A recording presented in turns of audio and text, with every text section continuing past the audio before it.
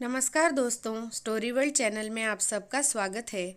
आज की कहानी का नाम है तुमने ऐसा क्यों किया। आइए सुनते हैं कहानी को। मनीषा को उसके पति राज ने ऑफिस में फ़ोन करके कहा उसके बचपन की मित्र श्वेता अपने पति के साथ दिल्ली में आई है। बेचारी का कैंसर लास्ट स्टेज पर है। प्लीज़ तुम मुझसे मिलने चलो मेरे साथ, क्योंकि वो मेरी बचपन की मित्र है और हमारे ही शहर में मुसीबत में है। बहुत सालों तक हम मिले ही नहीं। पापा का फ़ोन आया था कि वो अपने पति के साथ इसी शहर में डॉक्टर को दिखाने आ रही है। मनीषा को भी ठीक लगा कि उसका जाना ज़रूरी है। दोनों अस्पताल पहुँचे। वहाँ पहुँचकर मनीषा ने देखा सोहम को श्वेता के पति के रूप में। उसके पैरों के नीचे से ज़मीन ही खिसक गई। वो थोड़ी देर तक रुकी, फिर श्वेता से कहा, आप बिल्कुल ठीक हो जाएंगी, हौसला रखिए और मैं शाम को फिर से आपसे मिलने आऊँगी। अभी मुझे निकलना होगा। फिर उसने अपने पति राज से कहा, आप यहीं रुकिए, मैं गाड़ी से चली जाती हूँ। शाम को हम दोनों साथ घर चलेंगे। बाहर निकलकर मनीषा ने देखा कि आकाश में काले बादल छाए हुए हैं। मनीषा अपने ऑफिस लौट रही थी। सड़क खाली थी। शायद बारिश की आशंका थी। इस वजह से लोग अभी बाहर नहीं निकल रहे थे। कार और मन दोनों तेज गति से दौड़ रहे थे। मनीषा का मन अपने बचपन में पहुंच गया था। वो स्कूल की होनहार विद्यार्थी, सभी टीचर से उसे बहुत पसंद करते थे।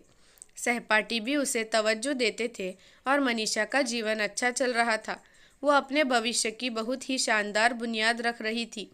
वो जितनी तेज और कुशाग्र बुद्धि की थी, उसकी प्रिय सखी रीवा उतनी ही सीधी सादी थी। शायद विपरीत गुणों में भी प्रगाढ़ मित्रता हो सकती है। उन दोनों को देखकर ये आसानी से समझा जा सकता था। 12वीं कक्षा पास कर मनीषा आगे की पढ़ाई के लिए दिल्ली में आ गई थी, किंतु रीवा का विवाह हो गया था, जिसमें मनीषा शामिल नहीं हो सकी थी। बाद में मनीषा रीवा से मिलने पहुंची और वहां उसकी मुलाकात रीवा के पति के मित्र सोहम से हुई और दोनों एक दूसरे से प्रभावित हो गए। सोहम सिविल सर्विस की तैयारी कर रहा था और मनीषा पढ़ाई के साथ साथ पार्ट टाइम जॉब भी कर रही थी। अतः रीवा के साथ साथ मनीषा सोहम को भी कभी कभी गिफ्ट भेजती थी, उसको एसटीडी कॉल लगा देती थी।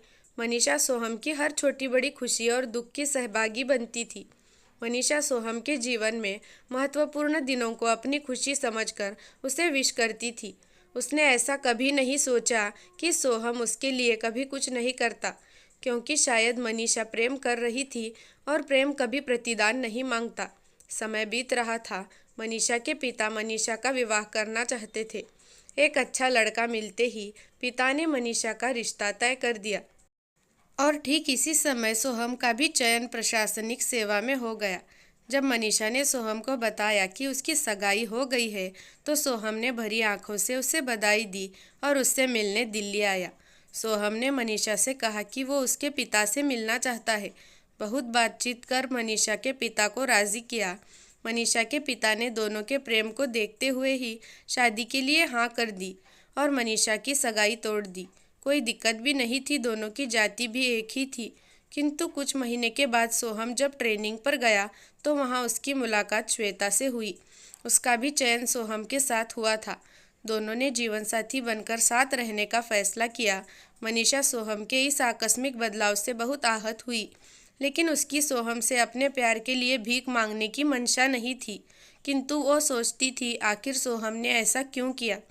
क्यों सोहम ने सफलता की प्रकाश और शोर में अपने दिल की आवाज़ को दबा दी। सोहम ने ट्रेनिंग से आने के बाद श्वेता से विवाह किया, मगर मनीषा सोहम की स्मृति को मन से निकाल नहीं पा रही थी। खैर, वक्त कभी रुकता नहीं है। धीरे धीरे मनीषा भी जीवन में आगे बढ़ गई और उसका विवाह भी राज से हो गया। राज एक आईटी कंपनी में सॉफ्टवेयर इंजीनियर था। आज अचानक राज के बाद सोहम के बारे में सुना कि उसकी पत्नी कैंसर से जूझ रही है और 2 साल से बिस्तर पर है, और समझ नहीं पा रही थी कि सोहम की गलती की सज़ा श्वेता को मिल रही है या सोहम को उसके किए की सज़ा मिल रही है। मनीषा दिन भर ऑफिस में भी सोहम के बारे में ही सोच रही थी और उसी विचारों में डूबी हुई शाम को वो वापस अस्पताल पहुंची राज को लेने। उसके विचारों को विराम लगा तब जब मनीषा के पति राज ने सोहम से उसे मिलवाया और कहा, आप हैं सोहम, मेरी बचपन की मित्र श्वेता के पति। उसने सोहम की आंखों में कुछ देखा।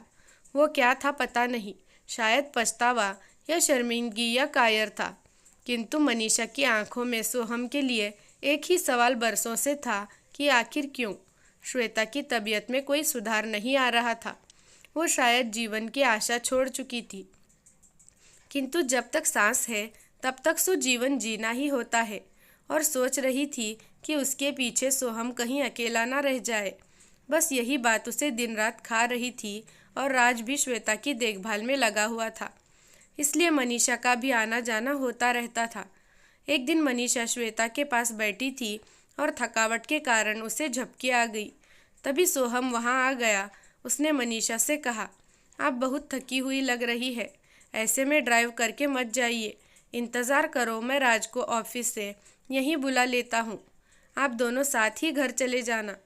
मनीषा इतने सालों बाद अचानक सोहम कोई अधिकार वाले स्वर में अपने लिए कुछ कहते सुना तो असमंजस में पड़ गई कि सोहम की बात मान ले या टाल दे।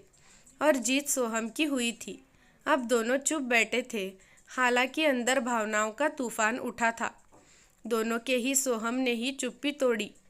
बोला, मनीषा मुझे माफ़ कर दो। और फिर जो आवेश में बोलना चालू हुआ तो उसे कुछ भी होश ना रहा और उसने अपनी गलती की स्वीकारोक्ति भी कर ली। उसने मान भी लिया कि उसने पद प्रतिष्ठा के लिए श्वेता से शादी की और शादी के बाद उसे पता चला कि उसकी असली खुशी कहीं और ही थी। श्वेता जो पहले सो रही थी, ना जाने कब जाग गई थी और चुपचाप लेटी थी। उसने सब सुन लिया और उसे लगा कि क्यों न मरते हुए भी एक अच्छा काम कर जाए और दो सच्चे प्यार करने वालों के दिलों को मिलवाकर इस दुनिया से जाए। बस वो मन ही मन सोचने लगी। राज शाम को मनीषा को लेने आया तो श्वेता ने उसे बातों में उलझा लिया। फिर सोहम से कहा कि वो मनीषा को घर ड्रॉप कर दे और राज के साथ बचपन की बातें कर रही है। उसे कुछ राहत मिलती है अपने वर्तमान के दुखों से। मनीषा और सोहम के जाते ही श्वेता ने राज से कहा, राज तुमसे कुछ मांगना चाहती हूँ। राज थोड़े भावुक हो गए। उसने कहा, तुम क्या चाहती हो बोलो, मैं तुम्हें दूंगा। श्वेता ने कहा, राज मैं तुमसे सोहम की खुशियाँ मांगती हूँ।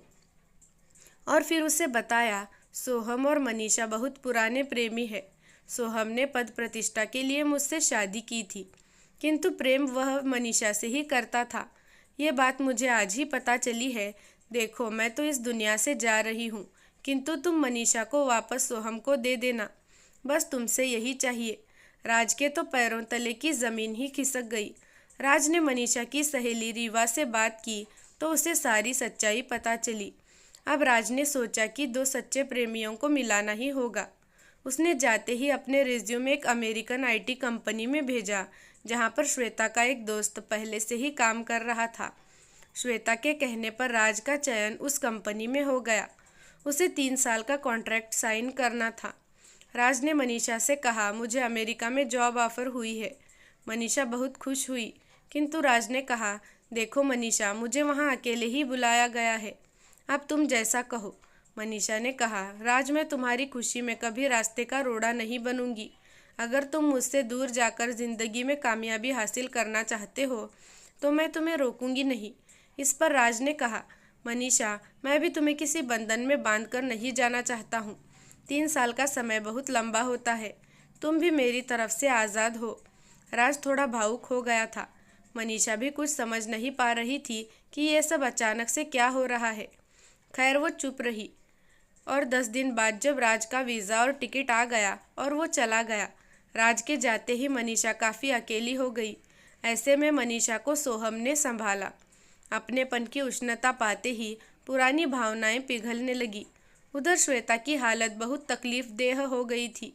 उसने डॉक्टर से पूछा, उसे अब कितने दिन ये दर्द झेलना पड़ेगा। डॉक्टर ने कोई जवाब नहीं दिया। अब उसने नर्स से कागज़ और पेन मांगा और सोहम को एक पत्र लिखा और साथ ही मनीषा से भी निवेदन किया कि वो सोहम को अपना ले और राज की कुर्बानी को ज़ाया ना करे। जैसे ही श्वेता ने पत्र पूरा करके अपने तकिए के नीचे रखा और तकिए पर जैसे ही सिर रखा, हमेशा के लिए सो गई और हर दर्द से आज़ाद हो गई। मनीषा एक बार फिर से सोचने लगी, राज और श्वेता ने आखिर ऐसा क्यों किया। दोस्तों, कहानी कैसी लगी कमेंट करके ज़रूर बताना। धन्यवाद।